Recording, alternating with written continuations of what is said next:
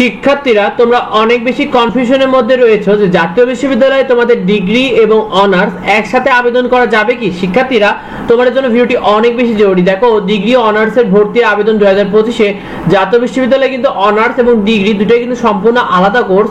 Honours ও ডিগ্রিতে কিন্তু একসাথে অবশ্যই আবেদন করা যায়, তবে সেক্ষেত্রে কিছু শর্ত রয়েছে, যে শর্তগুলো তোমাকে অবশ্যই মানতে হবে।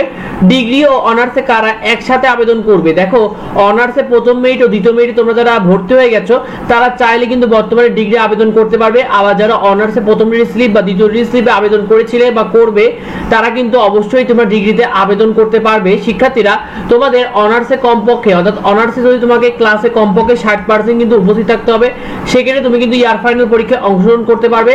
অর্থাৎ অনার্সে যে তোমরা প্রথম বর্ষে ভর্তি হচ্ছ, সেক্ষেত্রে যদি তোমার 60% উপস্থিত থাকে তবে কিন্তু তুমি যে ইয়ার ফাইনাল পরীক্ষা রয়েছে সেই ইয়ার ফাইনাল পরীক্ষা অংশগ্রহণ নিতে পারবে, নাহলে কিন্তু তুমি পারবে না অংশগ্রহণ করতে।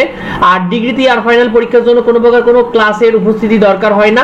ক্লাস না করলে কিন্তু তুমি ডিগ্রিতে ইয়ার ফাইনাল পরীক্ষা অংশগ্রহণ করতে পারবে। অনার্স কিন্তু 4 বছরের কোর্স আর ডিগ্রি কিন্তু 3 বছরের কোর্স। শিক্ষার্থীরা, তবে অনার্সে ভর্তি হয়ে থাকলে এবং তুমি ধরো ডিগ্রিতে চান্স পেয়ে গেলে, সেক্ষেত্রে চূড়ান্ত ভর্তির সময় তোমাকে যে কোনো এক জায়গায় কিন্তু ভর্তি হতে হবে। অর্থাৎ তুমি অনার্সে বা ডিগ্রিতে দুই জায়গায় যদি চান্স পেয়ে দাও, সেক্ষেত্রে তোমাকে যে কোনো একটা জায়গায় বাদ দিতে হবে আর এক জায়গায় ভর্তি হতে হবে। কখনোই কিন্তু তুমি চাইলে একসাথে ডিগ্রি ও অনার্স দুটো সম্পূর্ণ করতে পারবে না, তোমাকে যে কোনো একটা জায়গায় ভর্তি হতে হবে। তো এটা নিয়ে তোমাদের অনেক বেশি কনফিউশন ছিল, তো ভিডিওটির মাধ্যমে তোমাদেরকে জানিয়ে দিলাম। তো ভিডিওটি বন্ধুদেরকে শেয়ার করে দিও, এবং যদি কোনো কিছু নিয়ে কনফিউশন থাকে অবশ্যই ভিডিওতে কমেন্ট করে তোমাদের যাবতীয় কনফিউশন দূর করা হবে। আর পরবর্তী আপডেট পেতে অবশ্যই আমাদের চ্যানেলটিকে সাবস্ক্রাইব করে রেখো। দেখাই পরবর্তী ভিডিওতে। ধন্যবাদ।